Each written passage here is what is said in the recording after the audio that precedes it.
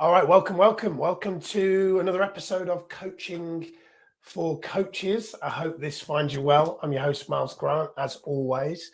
I wanted to kick off this year by doing something a little bit different than I would usually do on this show. Was kind of inspired by something actually that I read in one of our communities. We run life coach trainings, and in one of our WhatsApp groups, I'm just going to pull it up and share with you. One of our members of our community shared something which was really profound. And I thought, I want to spend a bit of time speaking into that because I really loved it. She shared like a kind of a background gift type thing because she'd seen a quote somewhere. And it said, "The world doesn't need more smiling therapists or coaches. What the world needs are people who are themselves and love all parts of themselves exactly as they are." And I'm not sure who exactly shared it in our community, but thank you for that beautiful contribution to really open up this show and how I want to see this show in 2023. And when I look at that, when I process that, I can immediately think back to a time when I remember when I was doing a kind of a regular YouTube, well, it was more of a Facebook Live broadcast many years ago called Miles's Morning Motivation. I remember I'd get myself into this like crazy energetic state for this video. And it was great, like great time. I had like 250,000 views on this show. But I remember one time a friend and coach of mine, a guy called Mark Silverman, said, and at this particular moment in my time, it was something that was pretty alien to me, what he actually meant, but on reflection, it's so obvious.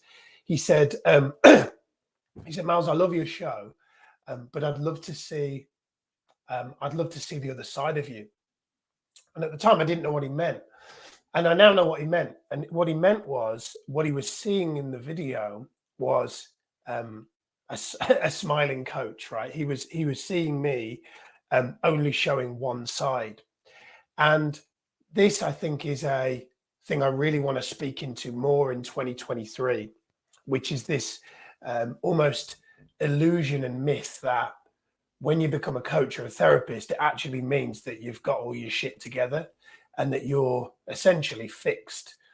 And I think that's a very dangerous thing to present and project out to the world, because anybody that sees it, if you are able to, as I think I did a pretty good job of putting on this projected, almost maybe to some quite perfect persona, but actually the other side of that was at an unconscious level at the time, a lot of unresolved emotional trauma and pain.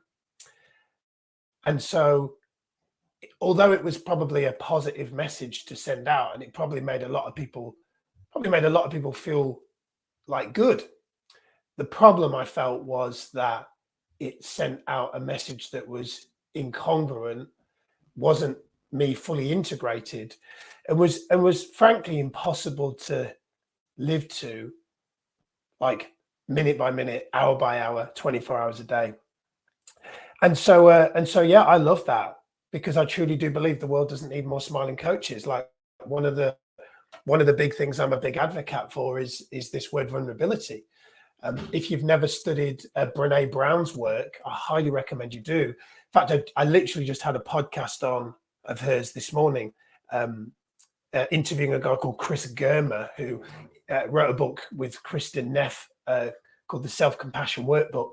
I read that book last year, yeah, and then went on their course, and it was incredible. And the podcast I was listening to today was amazing, and I made loads of notes on it, and I might dive into those notes in this episode. But if you've never studied Brene Brown's work, then you definitely should, because she's a big advocate for vulnerability. And I think there's this illusion that definitely I used to buy into, which is that, you can be one way behind the scenes, but then when you put yourself out on social media, you've got to project this alpha masculine warrior archetype, whether you're male or female, because the world doesn't want to see you in pain, right? And although I'm not a advocate for, kind of getting online while you're going through emotional trauma, because I think that's the challenge with that is if it's unresolved, then it might not help someone. It might actually see you create a codependency where somebody then leans into you and kind of wants to make you feel better. And then that can become a significance that then latches onto. I've been guilty of that. I think that's really what kind of therapy and things like that are for. But I do believe that the world needs more people to be more vulnerable and to share what they're really feeling, and not put this kind of facade on and think that that's the way to make a difference. Plus, if there's one thing I've learned is that when it comes to coaching, which is obviously what those of you that are watching are probably predominantly here in this community, and how you've come across me, I often, you may have heard me say that, people that buy coaching don't really buy coaching, they buy the coach, right? So if that's true, which in most cases I believe it is, then how you show up will largely dictate whether they buy. And I don't believe that showing up with just this light is actually a true representation of what life is about. And so actually having the courage and the vulnerability, to go back to Brene Brown, I think is really important as a way of really authentically selling coaching. Because going back to the original quote, I really do believe, as that person had shared, that the world doesn't need more smiling coaches. It just needs more people to be, wholly as they are.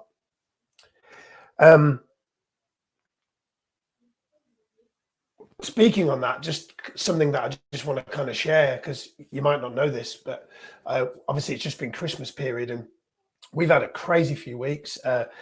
Sage had almost like a mild seizure a couple of weeks ago, and she was in hospital for a few hours, and there was 6 very long minutes where I thought she might die, which is the first time I've actually kind of said that, but it was pretty frightening, to say the least. And it would feel incongruent of me to just keep delivering this episode without sharing that. I think I'm still processing that. I'm still processing that. And yeah, it was a scary time. And I'm starting to kind of relive it a little bit. But yeah, anybody that's got kids will know what that's like. So I wanted to share that. Some positive news is she's great. She's well again. We know what the root issue is. It's around inflamed tonsils, and she's getting better. And then other beautiful news is Mrs. Grant is expecting. I haven't shared this publicly, but now I am. She's 13 weeks pregnant, which is very exciting. It was a nice surprise, which was unplanned, but it's we feel really good about it. And already I can see that I believe there's some reasons why God is hopefully blessing us with another child that is actually going to serve us in a way that is yet to be fully understood, but I can see it and I can already feel it, and it's beautiful. A few things I wanted to speak about in today's show. One of them was around self-worth and measuring it. I was listening to a podcast the other day, and one of the things that was talked about in the podcast, it was Stephen Bartlett, Diary of a CEO, great podcast, and he was interviewing Gary Vaynerchuk, who I'm a big fan of, and they were talking about measuring self-worth, and Stephen basically asked Gary, he said, how would you say that for anybody that's listening that has had any challenges with self-worth, self-esteem, comparison to others, what would your advice be? And Gary basically said, he said most people that do that, or that have any sort of type of self-esteem issue, I definitely have had huge issues in the past with self-esteem and self-worth. He said he said for him, it's about not having his external achievements tied into how he feels about himself. And instead, how he feels about himself is intrinsically tied in to how he treats other human beings, including himself.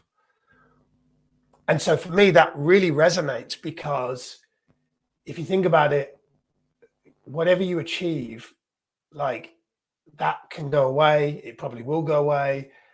And at the end of your life, when all's said and done, you can't take that with you. And so really what he's saying is, all that really matters is who you are between, birth and death, and how you show up, not what you achieve, which goes against a lot of what I think a lot of people are made to believe in the West, which is like, the more you achieve.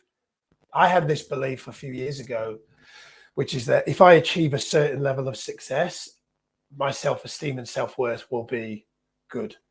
And then I did achieve and didn't feel good. In fact, I felt like worse,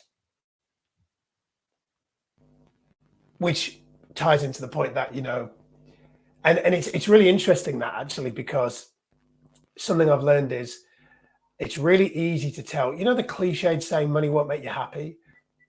It's really easy to hear that if you've not achieved any, what you would consider a really good financial result for yourself. Then I remember hearing someone say that and being like, yeah.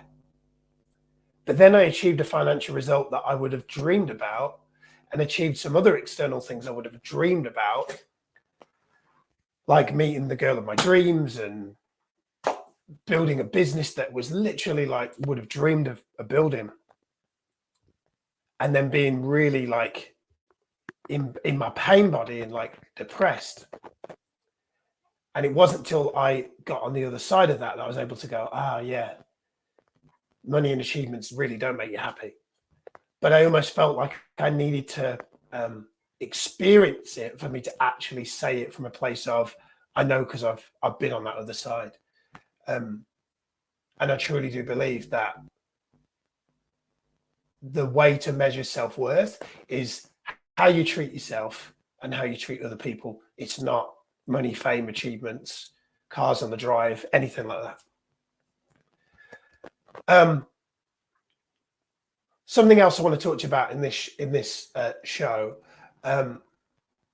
This year for me personally, 2022 was really a year of two halves on an emotional level. The first half of the year, as the business grew, I became more sad. I became more in my pain body. I became more doubtful, more fearful, more worried. I had more conflict with myself, more doubting thoughts, poorer sleep, poorer health. You wouldn't have known this because, again, there's a way to sometimes present yourself that doesn't allow people to see that. But it was a tough year. It was a tough first half of the year. And then that led to me reintegrating therapy around the halfway point of the year. That led to me joining a men's group, which is really the best way of explaining that. Is it's like, if you think of a Alcoholics Anonymous meeting for people that are recovering alcoholics, this is like a meeting for men who just want to share their emotional trauma. Powerful process. So combining therapy, then moving into shadow work, the work of Carl Jung, which is really looking at past trauma. Joining a men's group has seen me then the past 6 months be more emotionally balanced and actually more joyful than I've probably ever been. And that brings me to this next thing I want to share with you, which is this thing about self-development versus self-awareness. So I probably have read hundreds of books, hundreds of thousands of hours of audiobooks, thousands of hours of courses, programs, in person, online. And yet, why is it then that I was able to do so much self-development, but yet this year, the first part of the year, have so much emotional pain come back to the surface? And it's because I was lacking or wasn't spending as much time in self-awareness. And so for me, it is really important, I believe, that for every kind of hour spent on personal development, reading books, listening to podcasts, every hour that you do that you have the time to introspectively spend time listening to yourself. So, for example, people often ask me, Miles, what's the difference between coaching and mentoring? And I say, that's easy. Mentoring is self-development. Coaching is about self-awareness. So mentoring is about telling people what to do. Coaching is about allowing people to find out what's right for them from the inside. And the problem is I spent a large percentage of my life listening to other voices. And the reason I did that is because I grew up without a father. So I looked to male motivational role models to fill that void. But then I listened to so many voices that it drowned out my own inner voice, and I didn't know who I was. And I only think I've really started to discover who I am probably in the past year, which is crazy. And it is through therapy and the men's group, as I'm speaking without anybody giving me advice back. No one's saying, hey, Miles, you should try this, you should read this. That's not what those things are about. That is helping me to become more self-aware, which actually is now enabling me to get a better return on investment for the self-development. So as I'm elevating my self-awareness and I'm seeing my blind spots, I'm now able to better utilize the self-development that I've maybe not been utilizing because it's been effectively like putting a band-aid over my emotional trauma. Because that's the challenge is if you learn new information, but you have unhealed wounds from the past, then that is like putting a band-aid over something that actually is a deep-rooted wound that actually needs, proper healing, proper medical care, and that a band-aid will just not do. So yeah, really important, if that resonates with you, that you don't just spend time on self-development, that you also spend time in self-awareness. Meditation's another good thing for helping to increase self-awareness. Journaling is a good thing. Yoga is a good thing. But for me, it's anything that gets you to sit and articulate what you're thinking and feeling. So for me, this video, and actually a sort of one of the reasons I'm doing a video like this is actually because this video is less about what it will do for you and more about me just articulating my thinking. So if you're thinking about putting content out, some of the best content I believe that you can put out in today's day and age is you just articulating your thoughts, because this is in itself a bit like a coaching / and/or therapy session, because I'm just spewing out what I'm feeling, which is really healthy because it kind of unblocks is it the throat chakra? For those of you that are chakra based, you'll know. But I think it's about just speaking your truth. And that's obviously what I'm intending to do with this one. Something else I want to share. I talked here about honesty. I put in the title there about honesty. I read a book years ago called Radical Honesty by Brad Blanton. And in that book, it's not actually that good a book, if I'm honest. But what's really great about it is it really taught me the importance of speaking my truth. But again, in the spirit of what I've just said, I learned the information in the book, but I didn't integrate it, because one of the things I've learned about myself is I've over the past few years, I've pushed back on externally saying, and I don't think I've ever said this before out loud, and this is probably the first time, that Tony Robbins, one of the things Tony teaches is that we all have 6 human needs, and one of our needs is significance. And ever since I learned that, I recognized that my highest human need was significance. I was desperate for approval. I was desperate to be validated, desperate to be liked, because I grew up without any validation and approval, right? Mum didn't know how to maybe give it. Dad wasn't around. So I was desperate for that because it was a need that I needed filling. It felt like I didn't have that.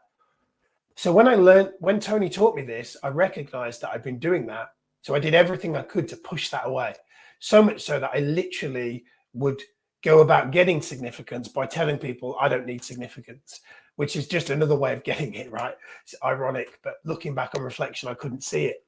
So I was so desperately pushing back this significance thing, like I don't need significance, which is just me saying I do. But what I've now come to realize is the importance of actually being honest with yourself. And for me, I'm actually for the first time willing to admit that I really do need approval.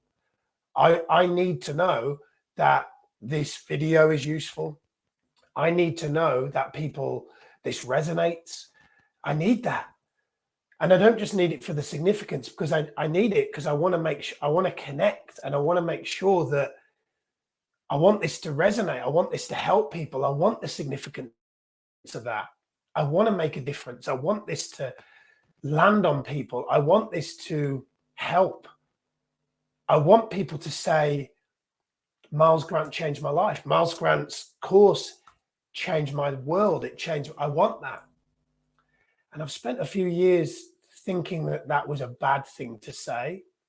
And I've realized actually it's not. Because actually I've always been thinking it. I've just been hiding it. So if you're a kind of person that is desperately seeking the approval and the validation of others, then be honest about it. Don't allow it to stop you from taking action. Because here's the danger. Perfectionists, for example, and I used to be one, I'm a recovering perfectionist. Perfectionists will not do anything for fear of not getting the validation. What you want to do instead is just put it out and know that, and trust that your tribe will find you if you're honest and vulnerable enough, and to admit that the things that generally the world would say you shouldn't say. So me saying, I want your approval, I want your validation, I want you to like me, I want you to do our courses because it makes me feel enough, it makes me feel vindicated, validated. It feels good to admit that. And so if you've got any of that going on for you, then speak it out, right? Admit it. It's a good thing to be honest with the world. If you can't be honest with yourself, it'd be very, very difficult to be honest with the world. Last thing I want to speak about, I've already mentioned Tony Robbins, but this is something that is one of those personal development things that I'm now becoming even more aware of. I remember a saying I heard Tony say years ago, and it's like ringing in my head at the moment, which is divorce the story, marry the truth. I have had a long-standing challenge with my mom. And the long and the short is I've failed to accept my mom as she is. It's the long and the short of it. So I've created this story over the years of how my mom is, how she isn't the way I've wanted her to be, created this idealistic vision of how I wanted her to be, rather than accepting her as she is. And I recognize that not only has that created a problem between me and her, but it's also created more pain inside of me. It's created a judgment inside of me. What's the saying? If I point a finger at you, I'm pointing 3 back at myself. Yeah. So in actual fact, me pointing fingers at my mum for not being a certain way has actually been me actually judging myself. So not only has it been harming my relationship with my mum, it's also been harming myself. And so when Tony says divorce the story, marry the truth, what he effectively means is Most people have stories about how they think things are or how they think things should be. And I'm guilty of that, guilty as charged of that. And he said, so what's really important is to divorce the story and marry the truth. So for me, if I kind of give you an example of that, if you're like, what do you mean by that? Well, the story is everything that I've created, this illusion about who my mum is or who she shouldn't be. The truth is, my mum was raised by a father. Her mum left her. The truth is, my mum was an orphan. The truth is, nobody taught my mum how to be a parent. The truth is, she did the best she could with the resources she had available. The truth is, she's loved me unconditionally. The truth is, do you see where I'm going? So a lot of this stuff now is past. Like we've resolved a lot of this, me and my mum, and a lot of this has been resolved over the years through therapy and things like that. But the point I'm making here is, if you have a if you have a conflict with another person, you have a conflict inside of you, a conflict with somebody in your life, you want to ask yourself the question: is this true, or is this a story I'm creating and telling myself to make myself feel better? And you'll know if it's making you feel better or worse by the energy that the story creates. So, for example, if you have a conflict with a family member, and when you think about that family member, you get kind of angry and you get a negative emotion, then there's an energy there that needs to be released. That means there's a story there. And this is the beautiful thing about forgiveness, is that if you can't forgive a person who's wronged you, or you think has wronged you, for them, then forgive them for you. Because the saying, I think Nelson Mandela said, which is drinking poison. He said something like kind of hating others or holding judgment or ill feeling against others is like drinking poison and thinking that that's going to harm the other person, like it's going to kill your enemies. So the problem with story is most times story harms you more than it harms the other person. Because here's the funny thing: anytime I've ever had a harboring of a negative emotion towards anybody, and I'm sat going through it, whether I'm in my kitchen or in my house, and I'm ranting about it to Sati or whoever, that other person is completely oblivious, right? They don't even know that I'm thinking what I'm thinking. They're just going about their day. So they're not feeling it. It's not like wireless technology and they're out shopping and it's like a voodoo doll. I'm speaking negatively about them and they get a pain in their chest. It doesn't work like that. The only person that feels the pain is the person that's going through the story. So that's what Tony means by divorce the story and marry the truth. So I hope you've enjoyed today's episode, slightly different than I usually would do. If you have, you know now, because I've told you, I'd love your validation approval in the form of sharing your thoughts in the comments, sharing your thoughts in, maybe you're watching this via our Master Coach WhatsApp community, or maybe if you're not in our community, share your thoughts on the YouTube channel.